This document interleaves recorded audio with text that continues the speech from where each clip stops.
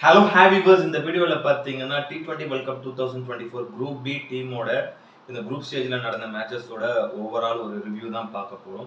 So இப்போ இந்த group பியில் வந்து பார்த்தீங்கன்னா சூப்பர் 8க்கு வந்து இந்த வேர்ல்ட் கப்பில் ஆஸ்திரேலியா அண்ட் இங்கிலாந்து வந்து குவாலிஃபை ஆயிருக்காங்க. பட் இந்த சண்டே நடந்த இந்த சண்டே ஏர்லி மார்னிங் நடந்த ஸோ ஆஸ்திரேலியா வர்சஸ் ஸ்காட்லாந்து மேட்சஸில் அந்த ஒரு குரூஷியலான அந்த ஒரு 3-4 ஓவர் வந்து அந்த டுவர்ட்ஸ் லாஸ்ட் டெட் ஓவர்ஸில் வந்து ஸ்காட்லாந்து சரியாக bowling போடாதனால ஆஸ்திரேலியா நல்லா வின் பண்ணதுனால இங்கிலாந்து குவாலிஃபை ஆயிருக்காங்க. அதான் ஹைலைட். ஏன்னா இந்த மேட்ச்ல கண்டிப்பா ஸ்காட்லாந்து ஜெயிக்க வேண்டிய மேட்ச் இது. ஆஸ்திரேலியா கிட்ட இருந்து கோட்டை விட்டாங்க அவங்களோட அன்எக்ஸ்பீரியன்ஸ்டு போலிங்னால. இதுல ஜெயிச்சிருந்தாங்கன்னா ஆஸ்திரேலியா ஆல்ரெடி குவாலிஃபைடு. அவங்க கூட ஸ்காட்லாண்டும் குவாலிஃபை ஆயிருப்பாங்க. நல்ல மேட்ச் வந்து சண்டே மார்னிங் அதுவும் விடிகால ஸ்டார்ட் ஆன மேட்ச். அந்த டைம் வந்து நல்லா இருந்தது இந்த மேட்ச். பட் ஸ்காட்லாந்து ஓவராலா வந்து பாத்தீங்கன்னா நல்ல பெர்ஃபார்மன்ஸ் தான் இந்த வேர்ல்ட் கப்ல கொடுத்துருக்காங்க. Well deserved team to enter the super 8. But அது வந்து ரொம்ப மிஸ் பண்ணிட்டாங்க அப்படின்னு தான் தோணுது. ஏன்னா வந்து பாத்தீங்கன்னா இப்போ ஆஸ்திரேலியா அண்ட் இங்கிலாந்து ரெண்டுமே இந்த குரூப்ல வந்து ஸ்ட்ராங்கான ஒரு டீம். எப்படி இருந்தாலும் இவங்க வந்து செமிஃபைனல்ஸ் போயிருவாங்கன்றது ஆல்ரெடி நீங்க இந்த வேர்ல்ட் கப் ஸ்டார்ட் ஆகிறதுக்கு முன்னாடி ஆல்மோஸ்ட் கிரிக்கெட்டை ஃபாலோ பண்ற எல்லாருமே வந்து இதை வந்து ப்ரிடிக்ட் பண்ணியிருப்பீங்க. பட் ஸ்காட்லாந்து வந்து அவுட் ஆஃப் சிலபஸா வந்தாங்க. நல்லா பெர்ஃபார்ம் பண்ணாங்க. பேட்டிங்கை பொறுத்த வரைக்கும் வந்து பாத்தீங்கன்னா ஜார்ஜ் முன்சே வந்து 41 runs 35 runs back to back 2 matches அடிச்சாரு. At same time Richie Berrington அவரும் ஒரு 47 ரன் ஒரு 42 ரன் கிட்ட முக்கியமான மேட்சஸ் வந்து பெரிய டீம் கூடலாம் அடிச்சாரு. ஆஸ்திரேலியா இதற்கெல்லாம் அடிச்சாரு. அதே மாதிரி பிரெண்டன் மெக்மிலான் ஒரு பிளேயர். அவரும் நல்ல ஒரு யங்ஸ்டர், ஒரு ஹார்ட் ஹிட்டிங் பேட்ஸ்மேன். அவரும் ஒரு 61 ரன்ஸ் ஒரு 60 ரன்ஸ் ஒன்று அடிச்சாரு. ஆஸ்திரேலியா இந்த 60 ரன்ஸ் அடிச்சாரு. அப்படி இருக்கும்போது வந்து பாத்தீங்கன்னா நல்ல பெரிய டீம்ஸ் எதுக்குமே நல்லா ஸ்கோர் பண்ண ஒரு பேட்டர்ஸ் தான் எங்க டீம் இருக்காங்க. நல்ல ஒரு ஸ்ட்ராங்கான ஒரு பேட்டிங் லைன் அப் இவங்க வந்து எஸ்பெஷலி லைக் இவங்க டீம் ஃபுல் அண்ட் ஃபுல் பேட்டிங்கை நம்பி தான் இருக்கு. போலிங் ஃபுல்லி அன்எக்ஸ்பீரியன்ஸ் ப்ளஸ் ஃபார்ம்ல இல்லாத ஒரு பவுலர்ஸ். ப்ளஸ் அவங்க அதிகமான மேட்சஸ் இன்டர்நேஷனல் மேட்சஸ் ஆனதில்லை. அதே மாதிரி அவங்க பவுலர்ஸும் அதிகமாக லீக்கு போய் ஆடுறது இல்லை. ஒரு சில பிளேயர்ஸ் தான் ஆடுறாங்க. அப்படி இருக்கும்போது இந்த மாதிரி பெரிய டீம் கூட அவங்க ஆடும்போது கண்டிப்பாக எக்ஸ்பீரியன்ஸ் இருந்திருக்கணும். போலிங்கில் நிறைய இந்த மாதிரி டீம்ஸ் கூட ஆடின ஒரு எக்ஸ்பீரியன்ஸ் இருந்திருக்கும். அது அவங்களுக்கு இல்லைனா தான் போலிங்கால தான் கண்டிப்பாக விட்டாங்களே இந்த வேர்ல்ட் கப்பில் அவங்க. ஏன்னா அவங்க பாருங்க 4 மேட்ச் ஆடி 2 மேட்ச் வின் பண்ணியிருக்காங்க. ஒரு மேட்ச் வந்து மழையால வந்து கேன்சல் ஆயிருக்காங்க. பார்த்துக்கோங்க. இந்த சண்டே நடந்த இந்த ஆஸ்திரேலியாவுக்கு எதிர்க்க அந்த ஒரு மேட்சஸ் தான் தோத்தாங்க. அதுலயும் 180+ ரன்ஸ் அவங்க அடிச்சிருந்தாங்க. கண்டிப்பா இந்த மேட்ச் வந்து ஜெயிக்க வேண்டிய மேட்ச் வந்து ஒரு 10-20 ரன் அவங்க அடிச்சிருக்கலாமோன்னு தோணுது. ஏன்னா பேட்டிங்ல அவ்வளவு ஸ்ட்ராங். பிளஸ் இந்த மாதிரியான ஒரு ஜெயிண்ட் டீமுக்கு எதிர்க்க டிஃபெண்ட் பண்றதுன்றது கொஞ்சம் கஷ்டம் தான் இந்த மாதிரியான ஒரு போலிங் லைனை வச்சு. பட் அடிச்சிருந்தாங்கன்னா வெல் டிசர்வ் டீம், ஒரு அன்டிஃபிட்டட் டீமா வந்து அவங்களால வந்து கண்டிப்பா செமிஃபைனல் போயிருக்க முடியும். எனக்கு தெரிஞ்சு ரொம்ப சொதப்பிட்டாங்கன்னு தோணுது. பட் அதுக்கு முன்னாடி மேட்ச் ஒரு மிட் நைட்ல நடந்த இங்கிலாந்து மேட்ச், இங்கிலாந்து நல்லா சூப்பரா பெர்ஃபார்ம் பண்ணி வின் பண்ணாங்க. அது ஒரு சின்ன டீம் கூட அடிச்சது தான். அது வந்து பெருசா இல்லை. பட் நமீபியா கூட தான் அடிச்சாங்க. பட் அதுவும் வந்து மழை பெஞ்சு ஒரு 10 ஓவரா தான் நடந்தது. அந்த மேட்ச் மட்டும் லைக் வந்து கேன்சல் ஆயிருந்ததுன்னா அவங்களுக்கு வந்து பாயிண்ட் வந்து 4 பாயிண்ட் தான் போயிருக்கும். அந்த மாதிரி டைம்ல நீங்க வந்து பாத்தீங்கன்னா ஸ்காட்லாந்து வந்து செமிஃபைனல்ஸ்குள்ள போயிருப்பாங்க. அதனால ஆஸ்திரேலியா பெருசா எதிர்பார்த்திருப்பாங்க அந்த மேட்ச் நடக்கக்கூடாதுன்னு. பட் ஆனா அந்த மேட்ச் நடந்து இங்கிலாந்து வின் பண்ணாங்க. ஆனா 2 பேருமே நம்ம ப்ரெடிக்ட் பண்ண ஒரு டீம் தான். ஆஸ்திரேலியாவும் சரி இங்கிலாண்டும் சரி. பட் இங்கிலாண்டை பொறுத்த வரைக்கும் இந்த வாட்டி வந்து பாத்தீங்கன்னா அவங்க டீம்ல போலிங் வந்து நான் ஃபர்ஸ்ட் பார்க்கணும்னா பெருசா போலிங் ஒண்ணுமே இல்லை. இந்த டீம் கண்டிப்பா செமிஃபைனல் போகுமா அப்படின்ற மாதிரிலாம் எனக்கு ஒரு சில இடங்கள்ல அந்த மாதிரி தான் தோணுச்சு இந்த வேர்ல்ட் கப் ஸ்டார்ட் ஆகிறதுக்கு முன்னாடி. ஏன்னா அவங்க போலிங் வந்து பாத்தீங்கன்னா லைக் இவர் கிறிஸ் ஜோர்டன் தான் மெயின் பவுலரா இருக்காரு. அவரும் இவர் ஜோஃப்ரா ஆர்ச்சர் நல்லா போடுவார். பட் ஆனால் ஒரு இன்ஜுரி மெட்டீரியல் அடிக்கடி இன்ஜுரி ஆகிறதுனால ஒரு காலம் சொல்ல முடியாது. ஒரு கொஞ்சம் இயர்ஸ்க்கு முன்னாடி வந்து நல்ல எக்கனாமிக்கலா போடக்கூடிய ரொம்ப டேஞ்சரஸ் பவுலரா தான் இருந்தாரு. பட் அடிக்கடி அவரோட போலிங் ஆக்ஷன்ல அவர் இன்ஜுரி ஆகி போயிட்டு திரும்ப வரான்ற போது இந்த வேர்ல்ட் கப் வந்து பாத்தீங்கன்னா நல்ல எக்கனாமிக்கலா அவருமே கிறிஸ் ஜோர்டன் தான் போட்டிருக்காங்க இங்கிலாந்துக்காக. இப்போ லாஸ்டா நடந்த இந்த குரூப் ஸ்டேஜ்ல 4 மேட்சஸ்லயுமே சரி. அதே மாதிரி இவர் ரிஸ்டோக்லேயே ஓரளவு போட்டாரு. அது மாதிரி இவங்க ஆல்ரவுண்டர்ஸ் வந்து நிறைய பேர் இருக்காங்க. Will Jacks, Livingstone, like Moeen Ali, இவங்கலாம் வந்து ரொட்டேஷனலா போடுவாங்க. 3 பேருமே வந்து ரொம்ப முக்கியமான ஒரு பவுலர்ஸ் அப்படின்ற போது லைக் ஆனா இவங்களுக்கு அந்த அளவுக்கு ஒரு காம்பினேஷன்ஸ் ஆல்ரவுண்டர்ஸ் எப்படியா விக்கெட்ஸ் எடுத்து கொடுக்குற ஆப்ஷன்ஸ் இருக்கு. மெயின் பவுலர் சரியா போலிங் போலனா கூட பேட்டிங்குமே யாராவது ஒரு 30 ஆடி வின் பண்ணிடுவாங்க. அதுதான் இவங்களோட ஸ்பெஷலிஸ்ட். ஏன்னா வந்து ஆல்ரவுண்டர்ஸ் நல்ல ஒரு ஹிட்டிங் பேட்ஸ்மேனும் வச்சிருக்க ஒரு டீம். இதுல வந்து பாத்தீங்கன்னா ஜாஸ் பட்லர் ஒரு முக்கியமான மேட்சஸ் ஒன்று அடிச்சு கொடுத்தாரு. அவருமே நல்லா பெர்ஃபார்ம் பண்ணாரு. பிலிப் சால்ட் ஒரு முக்கியமான மேட்சஸ் அடிச்சு கொடுத்தாரு. எல்லாருமே டீம் பெர்ஃபார்மன்ஸ் கொடுத்தாங்க இல்லை கண்டிப்பா. ஏன்னா மொயின் அலியுமே ஒரு குரூஷியல் ரன்ஸ் ஒரு 20-25 ரன்ஸ் ஒரு மேட்ச் அடிச்சாரு. பிளஸ் ஒரு விக்கெட்ஸ் 2 விக்கெட்ஸ் முக்கியமான விக்கெட்ஸ் எடுத்திருந்தாரு. அது மாதிரி இவங்க வந்து பாத்தீங்கன்னா வில் ஜாக்ஸ் பெருசா அந்த அளவுக்கு எதுவும் பெர்ஃபார்ம் பண்ணல. பட் ஆனா ஓரளவு விக்கெட்ஸ் எடுத்தாரு. அவரும் வந்து சின்ன சின்ன ரன்ஸ் கான்ட்ரிபியூஷன் பண்ணாரு.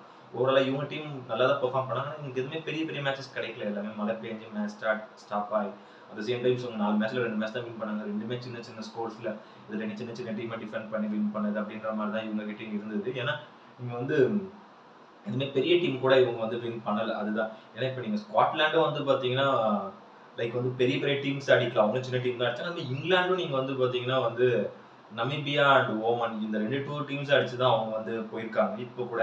ஏன்னா அவங்க வந்து ஆஸ்திரேலியா கூட ஒரு மேட்ச் ஆடினாங்க. அது வந்து தோத்தாங்க. அதே மாரி ஸ்காட்லாந்து கூட ஆடுனாங்க. மேட்ச் வந்து மழையால கேன்சல் ஆச்சு.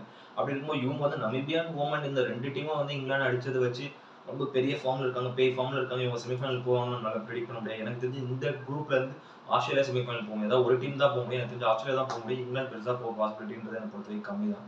ஏன்னா நல்ல ஓரளவு குரூப்பா ஆடுனாங்க. பட் இவங்க அடிச்சதெல்லாம் சின்ன டீம். நீங்க அந்த ஒரு இடத்துல பாயிண்ட் ஆஃப் வியூல யோசிச்சு பார்த்தீங்கன்னா, ஒரு வேர்ல்ட் கப்பா இருந்தாலும், முக்கியமான குரூஷியல் மேட்ச் இருந்தாலும், இந்த மாதிரி டீம் அடிச்சது ஒரு ஆஸ்திரேலியா ஒரு சின்ன டீம் கூட. நமீபியா, ஓமன் கூட. ஏன்னா குரூப் 8ல தான் எங்களுக்கு தெரிய வரும்.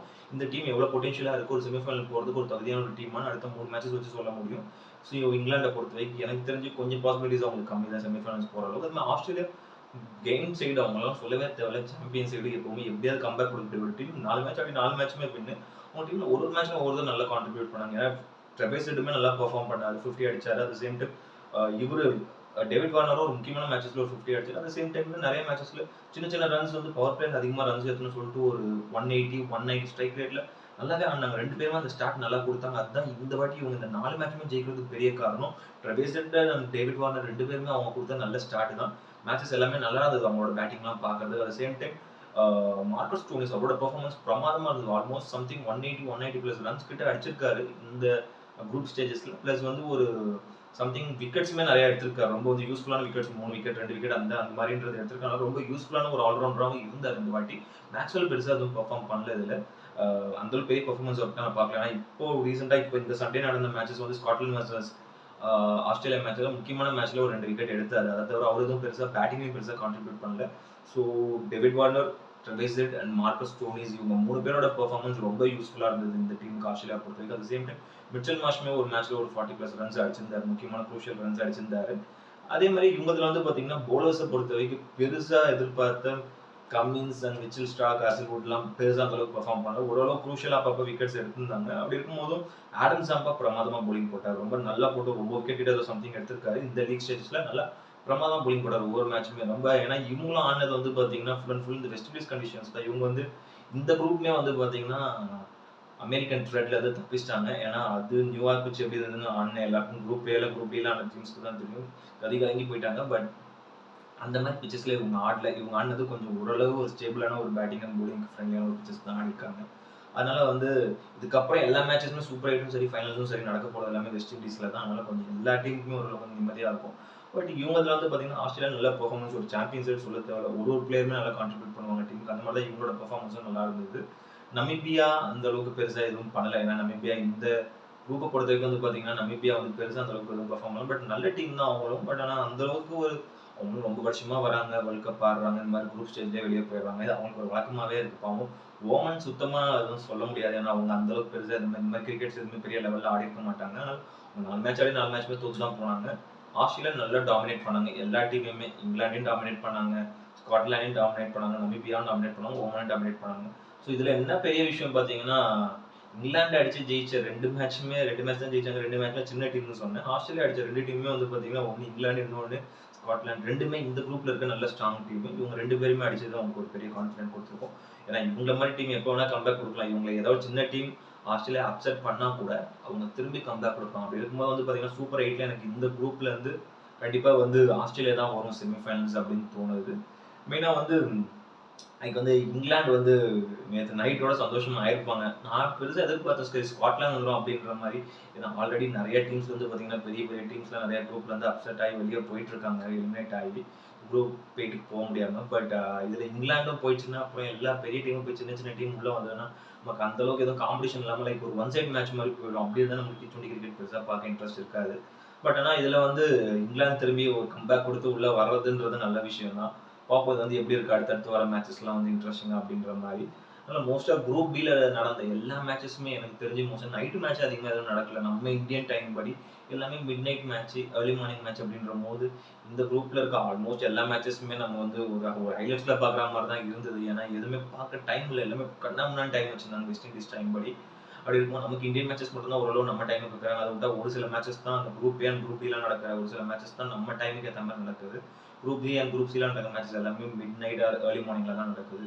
அப்படி இருக்கும்போது வந்து பாத்தீங்கன்னா நல்ல மேட்சஸ் நிறைய மேட்சஸ் ஆஸ்திரேலியா மேட்சஸ்லாம் மிஸ் பண்ணவங்கலாம் போய் ஹைலைட்ஸ் கூட பாருங்க. ஏன்னா ஆஸ்திரேலியா அந்த ஒரு 4 மேட்சுமே நல்ல தரமான மேட்சஸாக தான் இருந்தது. அதெல்லாம் நம்ம ஒரு சில மேட்ச்லாம் மிஸ் பண்ணியிருப்போம். அதெல்லாம் ஹைலைட்ஸ்ல போய் பாருங்க. நல்ல மேட்சாகவே இருந்தது எல்லாமே. அதனால எனக்கு இந்த டீம் இந்த குரூப்ல இருந்து ஆஸ்திரேலியா போவோம் அப்படின்றது தோணுது. பார்ப்போம் இதுக்கு அடுத்து இவங்க ஒரு சூப்பர் 8ல எப்படி பெர்ஃபார்ம் பண்றாங்கன்றது. இந்த வீடியோ பிடிச்சிருந்ததுன்னா லைக் பண்ணுங்க, கமெண்ட் பண்ணுங்க, ஷேர் பண்ணுங்க, சேனல் சப்ஸ்கிரைப் பண்ணுங்க. இந்த வீடியோட லிங்க் உங்க ஃப்ரெண்ட்ஸ் எல்லாருக்கும் ஷேர் பண்ணுங்க. வேற இன்னொரு நல்ல வீடியோல மீட் பண்ணலாம். Okay friends, thank you. By.